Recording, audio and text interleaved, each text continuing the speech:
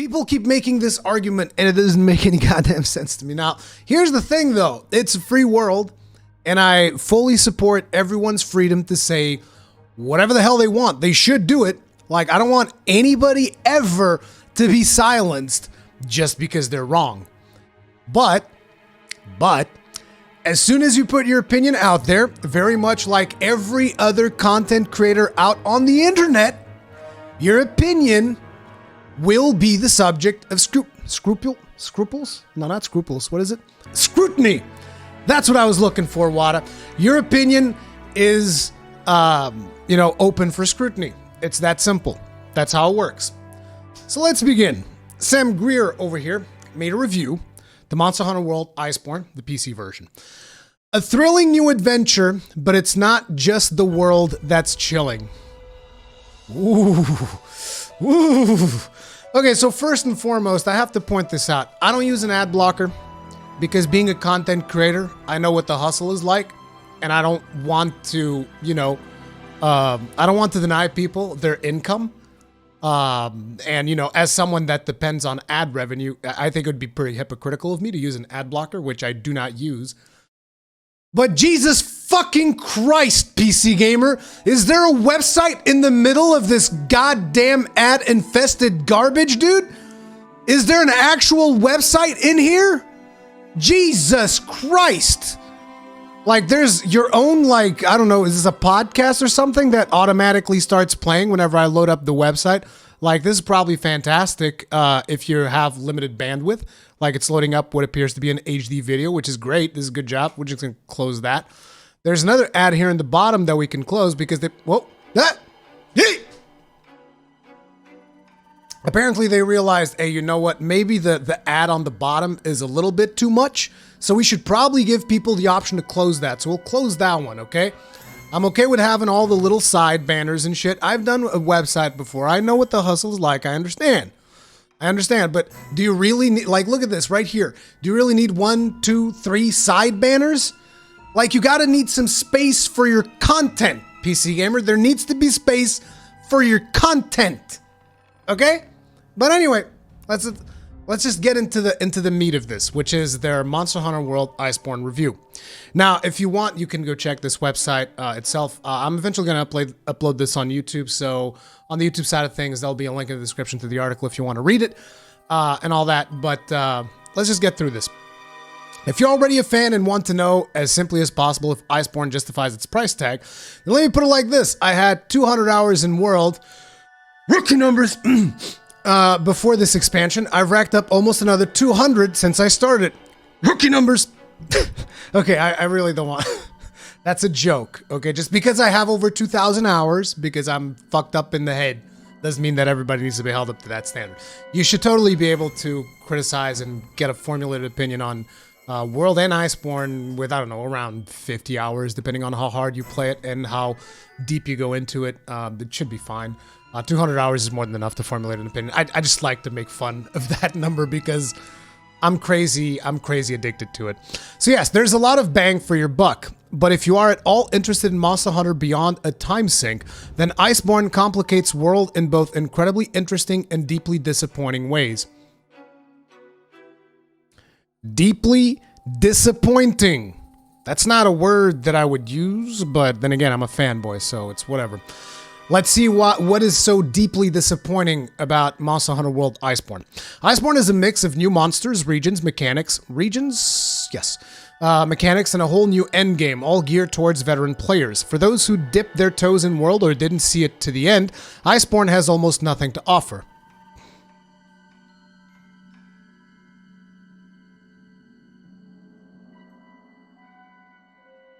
I'm sorry, I get this tick when I hear bullshit. You know, I get this tick in my head that, like, drives me fucking insane. So if you only dipped your toes in World, or you didn't see it through to the end, then Iceborne has almost nothing to offer. Other than entire new movesets for all of the weapons, other than the clutch claw mechanic, also for all of the weapons, other than, what was the other thing that I wanted to bring up? Other than the Defender armor set, the Defender weapons, which will basically let you kind of like catch up to all of the other players. Yes, beyond fundamentally changing the entire you know, gameplay, just with the clutch claw alone. Beyond that, it doesn't offer players anything at all, you know. Beyond the new end game. No, Capcom has made this for their dedicated fan base, and to its credit, managed to offer up not just something that will satisfy the desire for new content, but provide a new structure for the game's hunts that goes beyond simply offering more. Okay, at least he acknowledges that there's new endgame and stuff and whatnot. There is a lot more, however, with the new region Hoarfrost Reach, adding a whole new biome to expand the delight at the heart of Monster Hunter, getting to traipse around in its ecosystems and see how its monsters interact with them, whether they're collapsing ice shelves or tearing up trees for battering rams. There's a sense of connection between its creatures and their surroundings that tells a rich, tactile world, yet the better Capcom gets at this, the more convincingly animated and sounding their beasts, the greater the tension between what the game says it is and what it is to actually play. Okay, for starters, all this stuff could be said about the base game of Monster Hunter World, but whatever. But this part about the tension between what the game says and what it is to actually play, I don't know. Let me lower the volume a little bit here, because like the roars across hinterlands is a little bit too loud. There's always been an unease for me in playing these games when I'm asked to go out, invade the habitats of these species, and kill them to make the next set of armor and weapons. With World, the discomfort was extreme! At times, beating monsters until they limped, and then being asked to lop off their tails to hear whines and squeals. Kind of like what you're doing now. You don't just kill the monsters in these games, you make them suffer. Engaging as its loop is, as enthralling as its fights are, I've always been disappointed that they've created such a rich ecosystem and the only thing they can ask me to do in it is murder everything. I guess he hasn't done any fetch quests.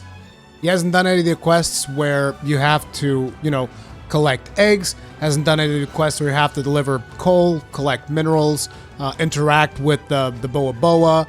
No, all the game tells you to do is murder stuff. Not to mention, there's this mechanic in the game. I'm not sure if you guys heard about it. Maybe not in my community that much because I'm fervently against it because I'm a sadistic prick and I like actually killing the monsters. But there's this mechanic in the game. I can't remember the name of it. It begins with a C, and it involves the use of traps and tranquilizer bombs. Now let me think. What could that mechanic possibly be? I think it ends with an E. It begins with a C and it ends with an E. Let me think of capture. Holy shit, that's right. You can capture monsters. You can capture as many monsters as you want, with the exception of elder dragons. So it's almost as if the only thing they can ask me to do is murder everything is a complete and utter lie.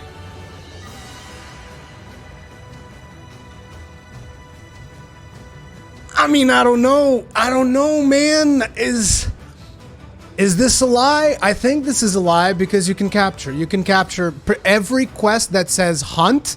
You can capture every quest that says capture, which there's also quests that specifically ask you to capture monsters. Is also another thing that you can do. Not to mention that the game itself, through the gameplay mechanics, actually incentivizes capturing more so than killing. And not only that, but I believe, I'm not 100% sure, but I believe Monster Hunter World was the first Monster Hunter game where you can actually get the material Monster's tails, the specific tails of the specific monsters, without actually lopping them off. I'm not sure if previous games had done that, but you can definitely get tails without chopping tails. So if chopping a monster's tail bothers you that much, don't do it. According to Kegarin, Generations Ultimate actually started that. But yeah, in World, you don't have to chop the tail to get the tail material. Now, chopping off the tail gives you additional carves, and you could say it is encouraged to chop off the tail. But if it makes you this uncomfortable, like if your discomfort is extreme, don't do it. Just don't do it. Okay? There you go. Fixed it. Now, personally, I love chopping tails. I love it. I love this whole thing where he's going, oh my god, people are so sadistic. The monsters are limping and you're being asked to lop off the dude, that's the best part. When they're limping and they're running away from you and you get to have your revenge for how tough that fight was, it's amazing. I love it. I love the thrill of it. Because you know what? At the end of the day, this is a video game. It's a video game. Those monsters that your bleeding heart is tearing for, they aren't real. They really aren't real. And it's an amazing rush whenever you're fighting one of these monsters. And therefore, I don't know, dude. I don't know. Anyway, the whole thing of us invading the habitats of these species, most of the times when you're killing monsters, if you actually bother to read the quest, there's a reason behind why you are killing the monster. As a matter of fact, the whole thing about the Research Commission is to establish a balance with the ecosystem. If you bothered to watch the cutscenes, you would know that pretty much every single hunt you do in the main campaign, that is, in the side quests, it's whatever. But in the main campaign, pretty much every assigned quest that you do is because a monster is actually invading on another's monster's turf, and it's causing an imbalance in the ecosystem. And the whole purpose of the Research Commission is to achieve a balance with the ecosystem. As a matter of fact, what you say here when you say you invade the habitats of these species, the reason we crossed over into the New World is because a catastrophic event was happening with Zora Magdros' Elder Crossing. Okay? And we needed to investigate it and see how it was going to affect the balance of the ecosystem of the entire goddamn Monster Hunter world. Okay? That's why we went into the New World to begin with. Okay? We didn't go to the New World because we needed to, because we wanted to. We went to the New World to figure out what the hell is going on with the Zora Magdros stuff. And as Zora Magdros crossed over into the New World, he caused all of this havoc, very much the same way that the Everworm is causing all of these other problems that happen in Iceborne. And Everworm is about as much as you'll hear me say about that creature.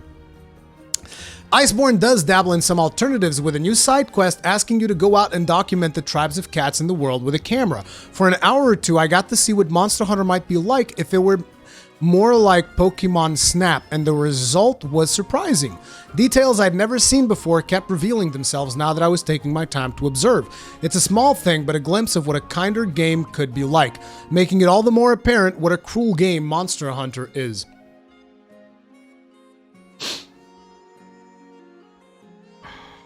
Okay, guys, we have to do this. Dictionary. Hunter. Hunter. Not urban. No, not Urban Dictionary. Jesus Christ. No. Why is Urban Dictionary like the first? Okay. Jeez. Hunter. A person who hunts game or other wild animals for food or in sport. You're not here. It's not monster friend. It's not make friends with the monster. It's not monster trainer. This isn't Pokemon, okay? This is Monster Hunter. We're here to hunt these creatures. That's what we're here to do. But okay, clearly Monster Hunter is just not the game for this person because his feelings get hurt whenever the monster starts limping away or whatever. It just doesn't make any sense for me whatsoever. But here's the interesting thing. It took him using the camera, which is the new feature, the new little side quest thing, which I haven't engaged with all that much. But it took him actually using that to notice the little details in the world. So while you're hunting the monsters, you could never really look at anything else because we've been noticing these details for a while now. The amazing animations that they do for all the little creatures out in the world and all the little details, like for instance, the Puke picking up the egg and like trying to, eat the egg and stuff. Like all of those little animations and all the little quirks that the monsters do. It's amazing, and the attention to detail is what is really cool about it, but so is the hunt. Anyway, it's never stopped me from having a blast with the game, but Iceborne makes it even harder to ignore with cutscene after cutscene featuring our cast of hunters tackle their nature. And by tackle, I mean claim to be a part of the ecosystem, and that by killing these monsters, they're somehow preserving things. Yes, that is what the campaign is about. That is what the campaign is about, dude. It's just... That's the thing. We are achieving balance with the ecosystem because clearly you haven't read up on Elder Dragons like Nergigante, like Teostra, Kushala, all of these Elder Dragons, which bring great unbalance to the ecosystem. And the reason we have to put them down is because if they're allowed to thrive in this ecosystem, they will basically push all of the other monsters out and create a massive imbalance. Think of it like the same way that species are getting extinct right now in the real world, the same way that animal species are getting extinct. That is what the Elder Dragons would cause if they were allowed to thrive in these ecosystems. They would cause the mass extinction of other monster species, thus creating a massive imbalance in the ecosystem. And that is why those are the only monsters that we can't capture, because those have to be killed, because they're just too dangerous to be left alive. There's a mass imbalance. All of the other monsters that your heart is bleeding for, all the other more innocent monsters, you can capture all of them. You don't have to kill a single one. There's never a moment in the game where the game actually tells you specifically kill this monster unless the monster is an Elder Dragon. But anyway, cutscene after cutscene featuring our cast of hunters tackle their nature. I mean to claim be a part, and by killing these monsters somehow preserving things. It's a preposterous notion. Our hunters aren't even from this continent. No, they're not. They came into this continent to prevent a massive disaster with the death of Zora Magdros in the New World. Yes, yeah, we did. Yeah. And yet, the characters discuss it suggests Capcom is at least aware of the dissonance in its... Oh my god. Clearly, Capcom is very concerned. They're very concerned over the message that they are sending to... out there to everybody. Guys, it's like it's... Or maybe Capcom just wants to make a fun game for their fan base and it shows because it sells millions. I don't know. Yeah, I'd rather than actually address this or just go on ignoring this aspect of its world building, Iceborne lands on an awkward middle ground, drawing attention to the moral bankruptcy of its characters with a nonsense lie. Moral bankruptcy of its characters with a nonsense lie. So what the intent of the people who designed the campaign and made the campaign, like all that just goes out the window because you are stating as a fact that their whole intent is a lie. All right, man. It's just a lie, guys. Sorry, guys. It's a lie. Okay, the campaign that we've experienced in Iceborne and some of the PC gamers still haven't experienced and will be experiencing in a couple of days. It's all a lie. Not just any lie, a nonsensical lie.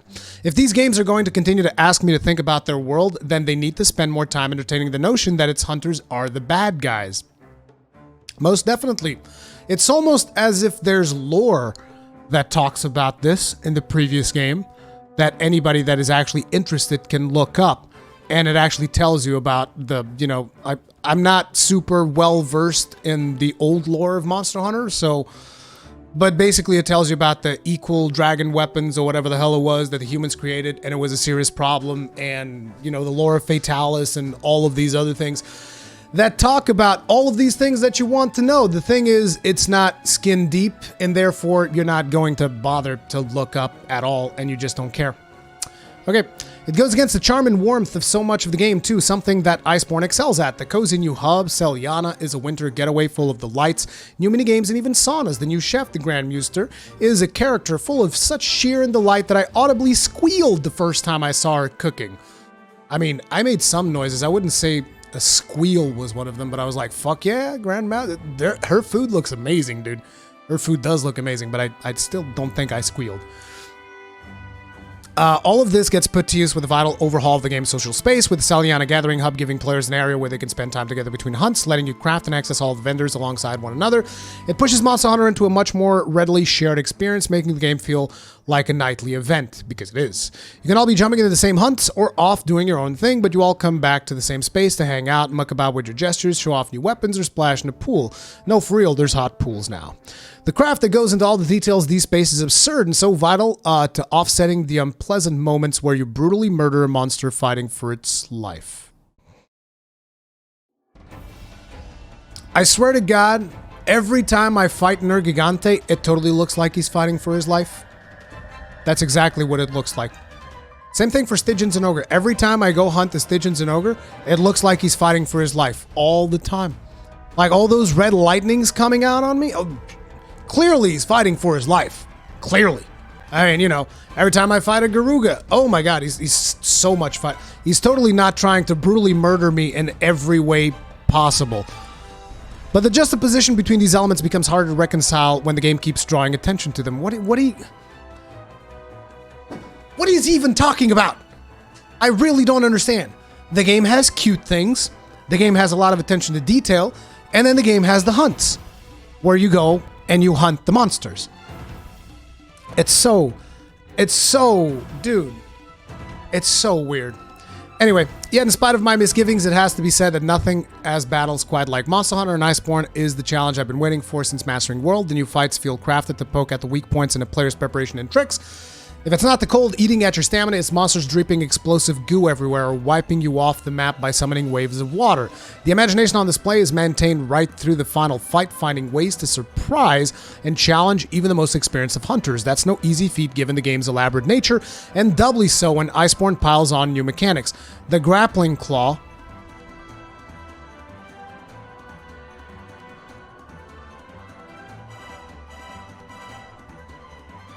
The grappling claw.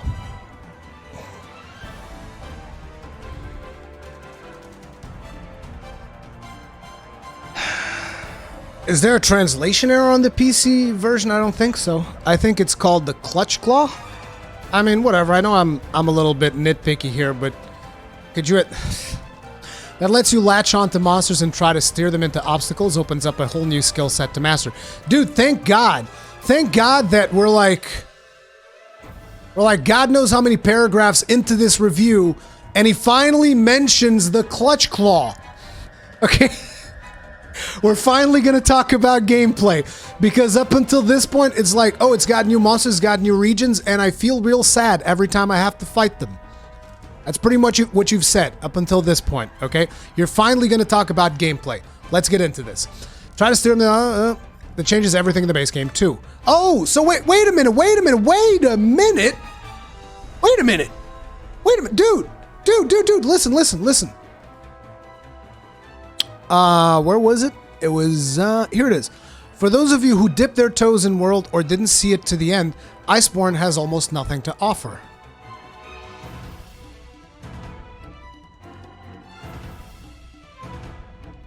Changes everything in the base game.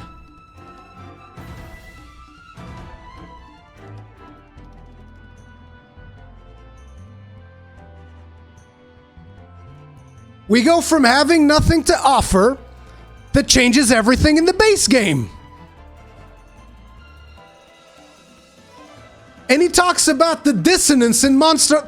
What about the dissonance of this goddamn article, dude? Let's talk about the dissonance in your article. What is going on?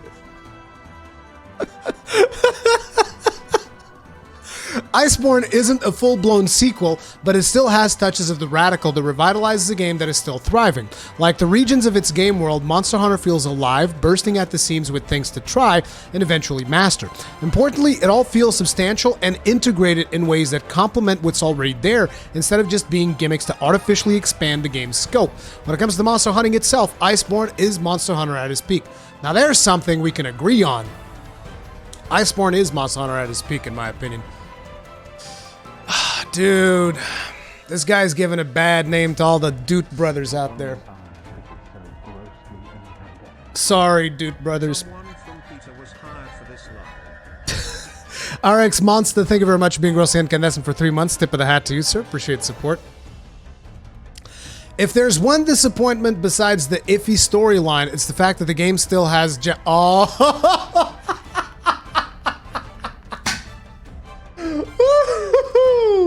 Here we go. Here we go, dude. Here we go. Now we get to the real meat of the art. I thought we were going to talk about gameplay. I thought, so we get what? 1.5 paragraphs of gameplay? We got 1.5 paragraphs talking about the gameplay. Now we have to talk about the gendered armor sets. insists on making half of the woman's outfits a combo of boob armor and bikinis. If the game's whole style was in practical outfits, then maybe it'd sit better. Okay, dude. Okay, dude, wait a second. In practical outfits. Wait a second. Let me see if I can get a picture. Let me see if I can get a very quick picture. Can I get an image of this, please? Now, I don't know about you guys, but this particular armor set seems incredibly practical. Now, this is from Old Moss Hunter. I don't know if they have, like... Is this the current one? Yeah, this is the current one. I don't know about you guys, but this, to me, seems like very practical armor. This armor seems incredibly practical. Like, I don't know, dude. Seems perfectly fine to me. Now, the female does have this. It's like, if showing a little bit of skin near the legs is such a problem for you, then I guess you can't play Japanese games, dude. You should just not play Japanese games at all. Like, this is not a Monster Hunter. This armor also looks very practical. I don't know about you guys, but, you know, whoops. The Diablo's armor set looks incredibly practical. That totally doesn't look like you would impale yourself with these big spikes on the shoulders or anything. No, very practical. Very practical, yes. I actually thought that world was fairly tame. Then again, I haven't seen a lot of the female armors, but whatever. Making half of the woman's outfits a combo of boob armor and bikinis. If the whole game was a whole style and practical outfits, then maybe it'd sit better. It is! The whole game style is in practical outfits. Have you seen the size of the weapons? Do you honestly believe that anyone would be wielding a greatsword? The hunters have the strength of friggin' Hulk, dude, okay? Anyway, it's so sad to see women stuck with mini skirts, their asses pushed into the camera through every crawl space.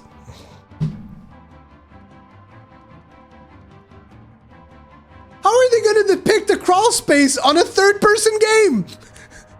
Are they going to censor the ass? Like, what are we going to do? What are we gonna do? Dude, like, legitimately though, what are you gonna do with the camera angle when you're going through a crawl space? Are you gonna, like, get an upper view and make the thing transparent because we can't stare at the character's ass? Make it first person? Yeah, and then you'll be looking at the other person's ass that's in front of you. Dude, like, it's a third-person game. They went for the most immersion you could do, the most seamless camera angles you could do for a third-person game. It's like, worse. The other half of the women's armor is great, stylish stuff, so why these fumbles? Dude, I love that this guy's biggest problem is female armor. Not once does he talk about the bits-on-sticks weapons, the weapons with pasties. No, that's not a problem. Nah, man. Weapons look fine. Weapons, not a single problem. Those women mini skirts, though, those booby armors, though. God damn. If there's any females on stream right now, please tell me how much it bothers you, the female armor set. Although I know that most of my audience is male, but on YouTube, when I put this on YouTube, I have a higher percentage of females on there. So if you watch my videos and you're a female, tell me how much it bothers you that some of the female armors have boob armor and bikinis and all of that stuff. Okay? Just let me know. Just let me know in the comment section. I want to know all about it. I want you to really tell me, like, because I read all the comments. Just go down there and tell me if it really bothers you and why. I want to make sure that we get all of these opinions out there. Worst, so why this fumble is an objectifying gaze that I'd hoped the series would have grown out of. I was actually disappointed by the male characters because they were so friggin' skimpy. I was like, dude, objectify the male characters some more. We need some more muscles up in here.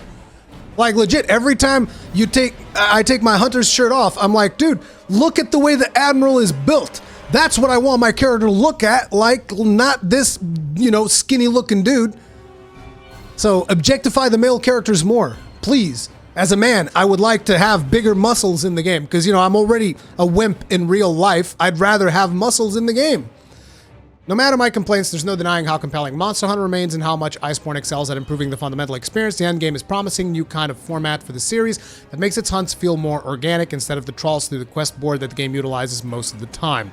This new region keeps you out in the world, keeps the monsters coming, and reacts to the ones you hunt, evolving as you play without giving more away. Simply feels like the culmination of everything World was trying to bring to the series. Couple that with the polish on the multiplayer side, and I continue to lose hours to this game. For a second there, I thought he wasn't even going to mention the new augmentation system, but I guess this is as much as we get. There's so much substantial new stuff here, so much to see. Feels like one of those ludicrous platters the hunters are served before a quest. Of course, part of that feast is a plethora of cutscenes that construct a clumsy storyline the game could have done without. Anybody here agrees with this point of view? Would you rather not have a story? Like, I know the story is not the focus, but would you rather not have one? Would you rather not have one? I'm genuinely asking everybody in chat, would you rather the game not have a story? That's what he's saying. He's like, I could have done without the story.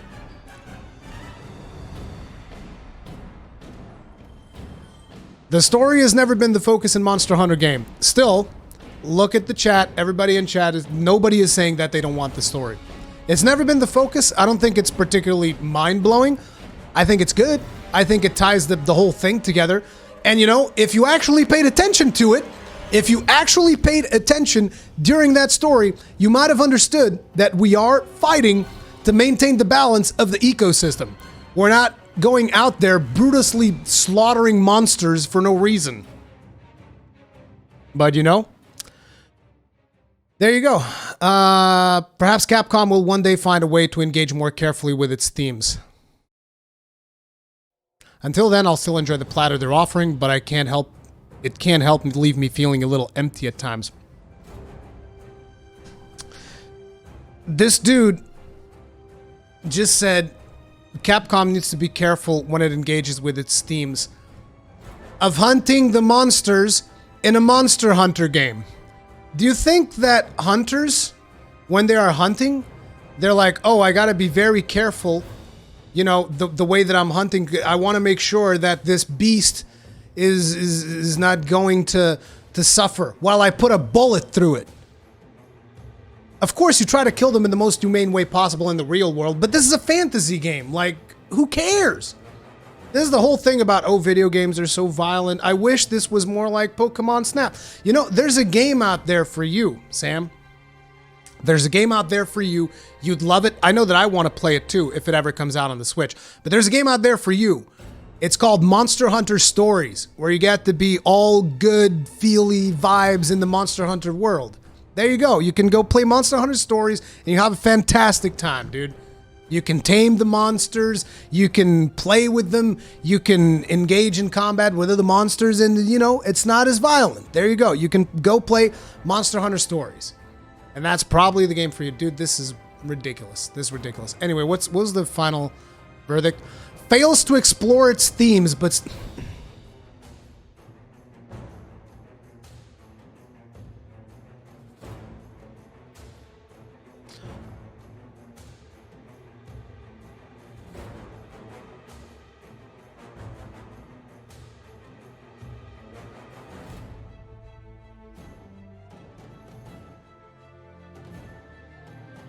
The first thing it says on the verdict is fail to explore its themes. Like,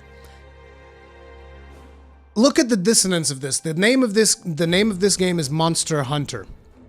Fails to explore its themes of monster hunting, but still delivers the series' most potent monster hunting yet.